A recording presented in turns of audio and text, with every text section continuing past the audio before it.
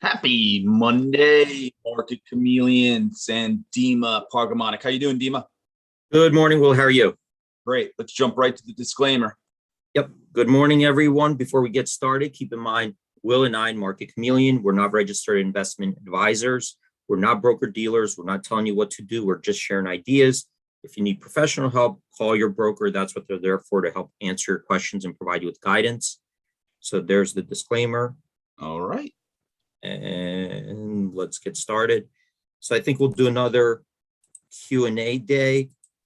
We did have, I think, Bob, right at the end of the day, he was going to ask a question. We asked him to come back today. I think we just got an email saying he's going to come back tomorrow with the question. But in any case, this is basically a forum. It's open for discussion and questions. Anything you want to ask, either regarding how to use one of the tools, any type of data or statistics you're seeing, something you've experienced trading, you want to share with the community that benefits all of us. There are a couple ways to ask that. You can put it in the live chat. Will's monitoring that, so he'll read it back to me. Or a better way to do it, I always say, is just to click on that link we'll put in, and that will take you to Zoom. If you raise your hand, we'll let you in. This way, everybody could hear the question, including us. We could ask about the surrounding circumstances. You could kind of point us in the direction you're looking at. You don't have to turn on your video, but this makes it, much better. And we could focus on the question itself, because sometimes whatever we're reading, if we're not sure, we're putting in our own assumptions what the question may be. So while we're waiting for those questions to queue up, what we'll do is start out looking at what's moving in the pre-market hours today, Monday morning. I also have some backup questions that I've been receiving either through emails, through chats, through previous shows. So, and while we're waiting for that, I'm just start default to those questions that I made a list of. So let's take a look first at the pre-market reports. These are stocks moving in the pre-market hours before the market opens. We have the most active stocks, biggest percentage gainers, biggest percentage decliners. I'm just going to scroll down here really quickly and take a look at how many stocks made our percentage gainers list. So I see 73 on a percentage gainers list, 29 on the decliners list. So from that perspective, looks like a more bullish bias at the open. Let's take a look at the higher market cap stocks if we see a similar situation there. So I'm going to go to market cap, look at stocks 20 billion market cap or higher. And I might have to refresh my screen here real quick. Let me just do that. I think it was just stale from sitting here this long. But let's take a look at market cap 20 billion or higher. So I got 9 on the percentage gainers list, 7 on the percentage decliners list. That looks to me like a mixed bag, very small. And there's not a lot in either one, but really that's just, I think neutral at the open. So I'm going to unfilter this. If there are no questions yet popping up, I'll kind of just start on a list of things that, have been coming across my emails. And I feel like sometimes when I see questions repeat, I make a note of it so we could discuss it. Sometimes we've even discussed it in prior shows, but since it comes up again, I'll just kind of come back to it, maybe try to explain it more clearly. So let me know, Will, if you don't see anything, I'll just start on my list. Yep, go through. Nothing's popped in yet. All right. So one question, I'm going to just kind of go through. Hey, D, I hate to say it. You've gone underwater. You want to log out and pop back in? You're saying it's not clear? Yeah, it's not clear. All right, let me try to do that. Let me exit and come back in.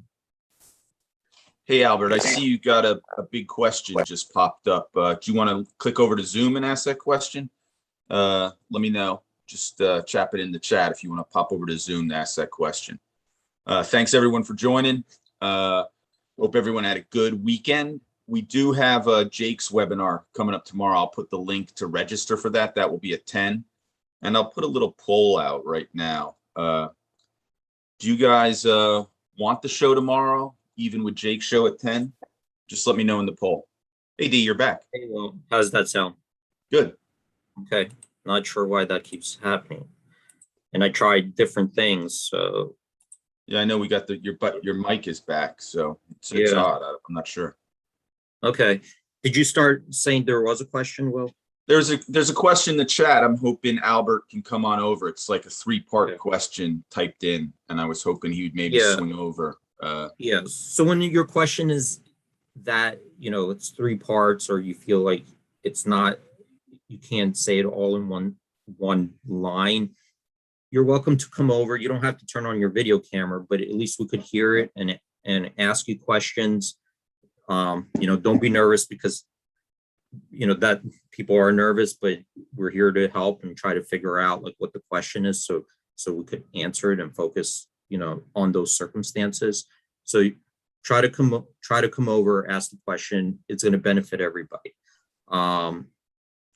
Again, if we're waiting for that, if there are no other questions, I'll just start on a couple other things that I made a note of. Yep, you can start. And this came up last week, and I do get some questions regarding this. Like, some people will come up, and it has to do with more like risk management and portfolio management. And that's not something we get involved with, because, our platform it's a research platform. We don't know your risk. Your risk is kind of like, that's up to you to manage your risk. We don't know what your risk is. We're not a broker. We can't really, tell you based on your goals or give you investment advice. We don't do that. And sometimes people will say, I'll get things like, I tried to do 4 or 5 trades, the market went down, so I lost on 4 out of 5, but, now I had to get out, like sell everything out. I lost money. Now I'm out and I'm done. Or sometimes you'll hear things like, my account is really small, so I use stop loss orders because, I have to get stopped out if the market goes down. So I do this trade, the market goes down, I get my stop loss, it hits my stop, I'm out of the trade, and sometimes the market goes back up, but I'm pretty much done. And when we talk about risk management, just to give you guys kind of an idea of how like risk management would work even in a hedge fund. A lot of times in a hedge fund, there's an entire risk management department, right? So you have traders looking for good trades. They're looking for an edge, a statistical edge, or something that's might be mispriced. They're seeing an opportunity and they're putting on trades. And there's also a risk management department that could call the traders and say, hey, listen, you got too much vega risk, reduce your vega. Or you got too much theta risk. Your downside, 20% downside risk is unacceptable. You gotta protect your downside, or you got too much long exposure to the market. And then they'll start trading around that. So risk management is kind of separate from looking at opportunities and finding trades. And it's reactionary too, right? So your risk is kind of changing as you're doing more trading and the markets are moving. So there's no way to tell a person ahead of time how to manage their risk. It's like telling, a coach or, a chess player ahead of the game exactly how to manage everything, because you're reacting in real time. Like you're seeing as the game is being played and things are moving around, you're starting to manage in reaction to that. But a couple standard things that I would say industry standards are, if you're doing a trade, remember, like a trade is different than an investment. Investment, you're trying to be diversified, you're playing the longer term game. A trade is more like you're trying to carry risk in inventory because you think that there's a short-term opportunity, something might be mispriced or an opportunity presented itself. You're carrying something in inventory, with the with the idea that you'll be able to flip out of it because it reverts to some mean or whatever, but you're looking at carrying something, some risk on the books, because you think that there's an opportunity for a profitable trade. And the industry standard is, what would you say? Well, on any given trade, you could Google it, what should I have risk on it? I think it's between 1% and 2% is right. I would say 1%. Okay, so if you're risking, I would say more than 1% of your portfolio, if that's how much you have at risk, more than that, you're starting to handicap yourself. And the more risk you take, the more it becomes gambling, right? So you're not trading for statistical edge anymore. The bigger the risk you're taking, then it starts, the arrows, like now you're in the gambling zone, right? Not in a trading zone, you're gambling, because anybody could call themselves a trader, but you become a gambler if you're taking 50%, 70%, 20%, 10% of your portfolio on a given trade. You're starting to gamble, and then you're going to end up sitting there watching your position, sweating it out because it has to go up. If it goes down, you can no longer trade. So that's the problem. And some people will say, like, well, I use stop loss orders. And if you have a big position on from the start, right, that it's too big, the stop loss order, it doesn't help you. It doesn't negate. Like, to me, this is what it sounds like in my head when somebody takes on a big risk and says, but I have a stop loss order. It's like a football player, right? You want to play football and you're like, well, I don't want to, I don't have enough money for a helmet and the pads and all the, the sneakers. I'm just going to go out there and run naked and without any kind of protection. And to offset the pain of getting tackled, I'm going to go buy a 6-pack of beer, get drunk. So this way, when I get tackled, it's not going to hurt as much. So you mitigated that pain, but it makes no sense, right? It's not smart. So so you kind of want to, make your risk known ahead of time. So this way you don't want to handcuff yourself to a position, right? You want to keep looking for new opportunities. So if you're handcuffed to a position, you're not really trading, you're starting to gamble, right? And you don't want to sit there in front of a screen with stomach pains because something is ticking down or ticking up. You almost don't even want to think about it every second. You want to move on and find new opportunities. Because if you're not looking and researching new opportunities and you're just looking at a position, you're not being productive, right? That's not a productive trader. So that's why they kind of say industry standard 1% of your portfolio at risk on any given trade.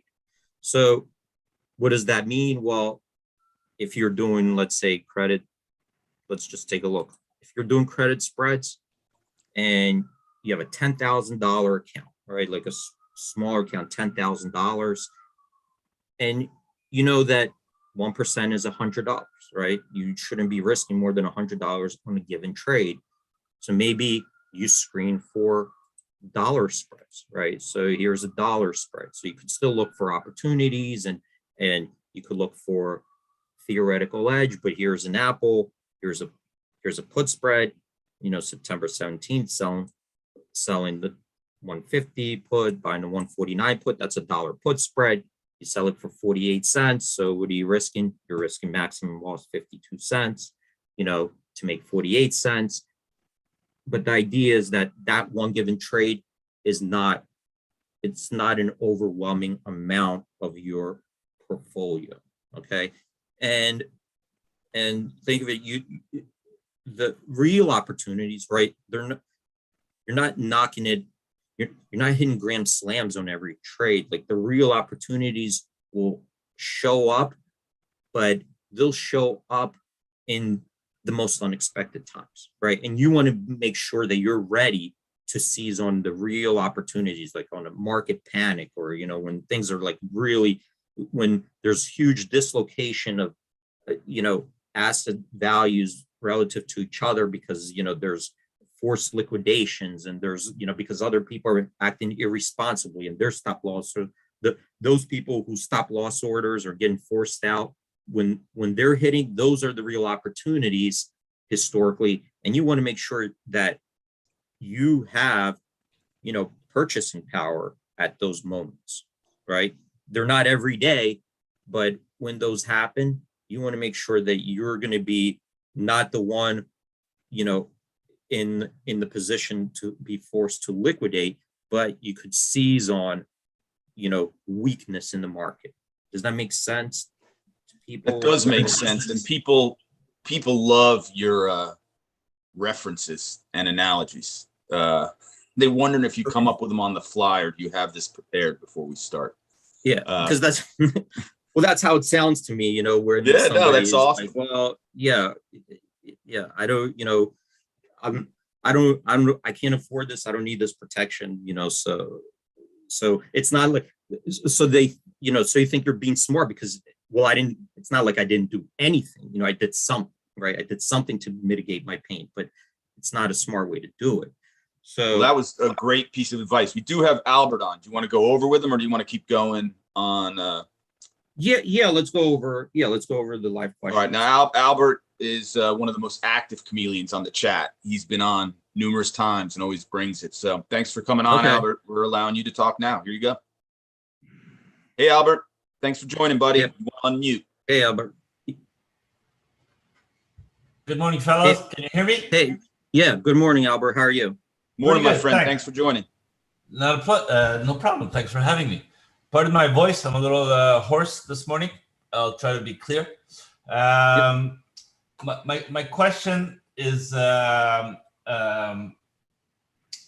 read it as I wrote it down. Found the filter standard deviation in the average daily stats tab in the stock screener. And I know sometimes you like to visualize an example. So if you look for the stock DKS, sports stock. Yes. Okay. Am I using the stock screener? Exactly. Average daily stats. Okay. You were there. Okay. The last tab. Exactly. The last tab on here. Yes. Yep. Okay. You have a filter standard deviation.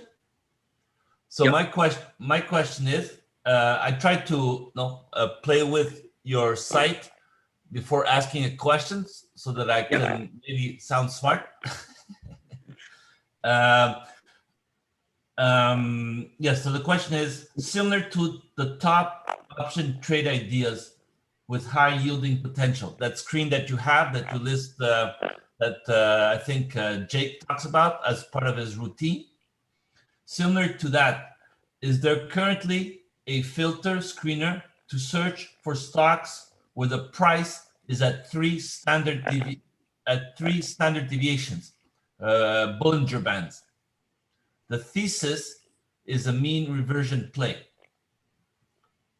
In other words, selling calls, naked or defined, when the stock price is at greater than 2% standard deviation, 95%, or 2.5 standard deviation, 99% on a standard bell curve, on a standard distribution from the mean. So if you look at DKS, you'll understand what I'm saying at the stock. DKS? DKS. Oh, DKS. I don't know if you have I have IB platform. Okay. So I don't know if you have the chart up to last Friday. I imagine it's updated. Okay. So hey D, unfortunately your mic is picking up the reverb again. You're gonna want to quickly pop out. Let me try to sorry. Let me jump out and pop back in, and then we'll talk about that. I'll come back to the DKS and set this up.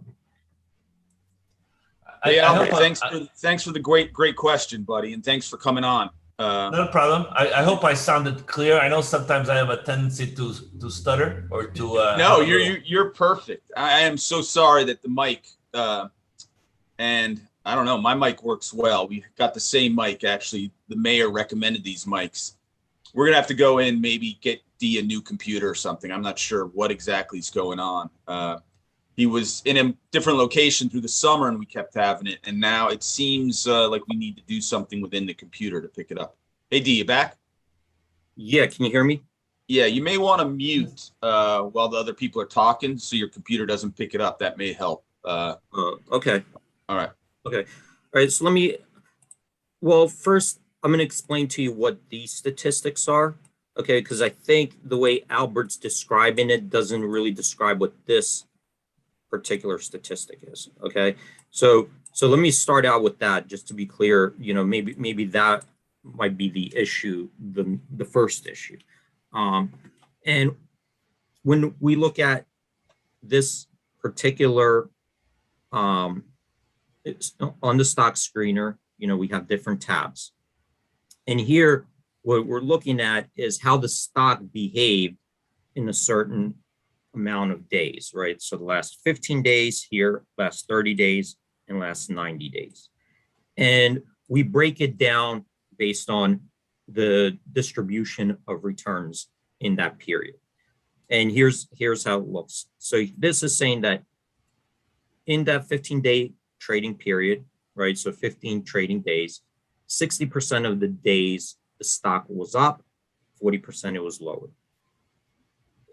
Now, what about the average daily return, right? So we're not looking over a 15-day period, but we're taking on average, each day, sometimes it was up, sometimes it was down, but on average, what is the return? The idea there is if I reset every day, the amount I have at risk at in DKS to the same amount, right? So if I risk day one $1,000, if it went up 10%, that means I would have to sell some shares at the end of the day. So I only have $1,000 at risk. If the stock went down, I lost that day. Let's say now I only have $900 at risk, so I have to buy enough stock to be back at $1,000. So if I risk the same amount every day, right? And that's how kind of like it's getting deeper in trading, especially when you're doing pairs trading or hedging. But if I did that every day, reset it to the same amount at risk, on average, what was my return on the amount at risk? 1.8%. That's the average daily return. Okay.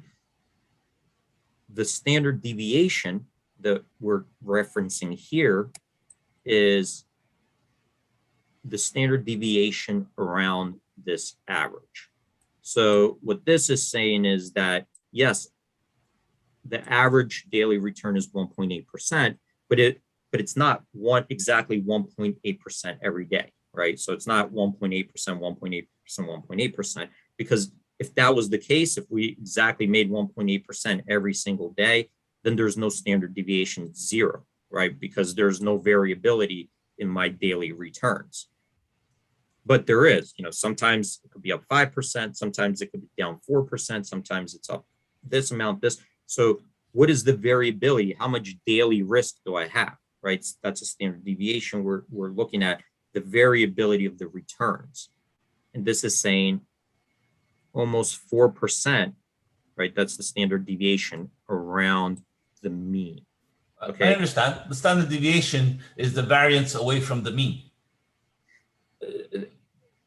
It's the variance around the mean, right? So that's the variable, right? The variance is kind of like the volatility of the stock. Think of it as a volatility, right? Which is how you get the Sharpe ratio.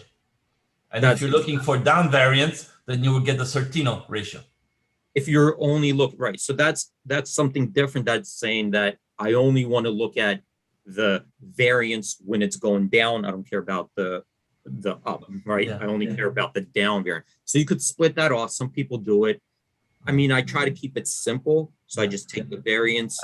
Saying that. I think we're getting close to the question. This is great. I didn't know. I wasn't aware of these stats, so this is great. It tells me. But is it the same standard deviation that a Bollinger Bands would give you at one standard? In other words, I'm looking for a filter, a screener that would allow me to search for stocks that are at beyond 3 standard deviations, so I can do a mean reversion play. So this is not that's not what this is. Okay, so this isn't telling you, standard deviation move on the day. This is just telling you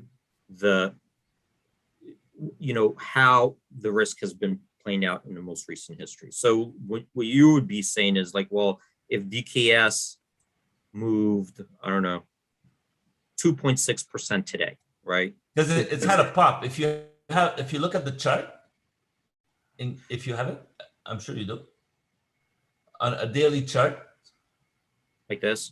or a weekly chart, doesn't matter. Okay, I'm just to stay on this screen. I brought up the Okay. the information. It's had a pop since earnings. Right. It had earnings last week, and it popped from I think 110 to 135, and it's been drifting higher to 140. And if you for those out there, if you add the Bollinger Band metric, stochastic, you would see that it's at a 3 standard deviations. So the theory obviously is that that things revert back to the mean. 3 standard deviation in theory on a normal distribution is 99.7%. Therefore, it's at an extreme, and you could expect it to pull back. Though that's the theory, in theory. So Right. This is a kind of a play, a high probability play, in my opinion, that can help do a mean reversion strategy. I mean, this is the strategy you're describing. That's not what's here in front of our screen. Okay, just so this has nothing to do with the strategy you're describing. Yes, I know it's not what you're describing, and this is why I asked the question, because that's what I was looking for. Yeah. So you wouldn't be able, what you're describing, these would not be the statistics that you would be referencing. This has nothing to do with like Bollinger Band or any type of, this is basically looking at the daily returns of a stock, and it's breaking it down kind of so you could compare it. Well, how's it been moving last 90 days, 30 days, and 60 days? So just looking at here, and I could compare this to the SPY. That's why we have these, different filters. What is your suggestion, D? What's your suggestion? What's the best tool that you have available for what I'm looking for, or filter? So we don't have anything like that on a Bollinger Band. Like, these are, I think that the Bollinger Band, when you start going into it, and I'll take a look at it, is more like a technical, right, indicator. It's more of a technical, and I'm just looking at a statistical. I'll take a look at the, It's like a moving average. It's a moving average. It's a specific moving average called Bollinger Bands, because you have the mean of the price, and then you have bands on either side, upward plus or minus 1, 2, 3 standard deviations. So, I mean, you could maybe look at the moving averages and see how many standard how far away you are from the moving average. It's also a volatility play. Because as the Bollinger Bands compress, stocks have a low IV, and therefore you can go for debit trades, hoping for the convexity of Vega. Okay. While if you have the prices towards the 3 standard deviations, that in theory, IV and IV rank should be higher, and therefore it's better for credit trades where you sell premium. Okay. So maybe if you personally, Bollinger Bands is one of my favorites. Okay. Well, maybe you could show us, an example. If you could show us a visual, because we ourselves. If you have a site like bar charts, or any site has a Bollinger Bands. If you're on IB, Interactive Brokers, and I can send you a screenshot. It's just that I'm on my Mac right now for the Zoom, and all my IB and trading is on a PC. Sure. So if you send me a screenshot, I'm going to try to find that same scenario, wherever you're sending me. If you're saying it's in bar chart or whatever, just in the next 2 minutes, I don't want to start searching for things. No, but no, okay, I'll do it. Not a problem. My pleasure. Yeah. My pleasure. And we'll set it up and we'll take a look at this exact scenario, because again, this is kind of like something you're pointing to that's outside what I could display right now. So I would have to set it up, kind of take a look at it, and then maybe discuss it from there. But again, it's obviously something different than what we're looking at on this screen. So But- Albert, why don't we do this? You email over a screenshot of the bar chart you want to present to D. Email it to Yeah. support@MarketChameleon.com or email it to me, WilliamMcBride@gmail.com, whichever one, and I'll get it in front of D. And we'll carry this over to tomorrow. It is now 9:30, so the bell just went off. Is that good, D? Yeah, that's fine. Okay, All right. I'll do that. Also, I'll do that. No problem. But Great. Thank you, Albert. thanks for showing me the current standard deviation. I didn't know that was there. It does give me some other ideas. Okay, So, awesome. Thanks for that. awesome. So Albert, we'll hopefully get you on tomorrow and we'll finish this up. Thanks so much, All right. buddy. I Bye. appreciate Thanks, it. Albert. Thank All you right. for taking my question. Awesome. Definitely. Hey, All Dean, right. I polled all the chameleons on this morning, and because tomorrow we have first call, and I asked them Yeah. if they wanted us to do the pre-market show, and it was overwhelming. 85% want us to do the pre-market show as well tomorrow. Is that okay with you? Okay, yeah. So we'll have two shows back to back. We'll have two shows. That's what they're asking for. So we'll do it. Okay. We're Sure. here to Definitely. serve the chameleon community and help everyone out. Dima, great job as always, buddy. Thanks, everyone. Well, stay safe out there. Have a good trading day, and we hope to see you tomorrow. Trade in peace, chameleons. Have a great day.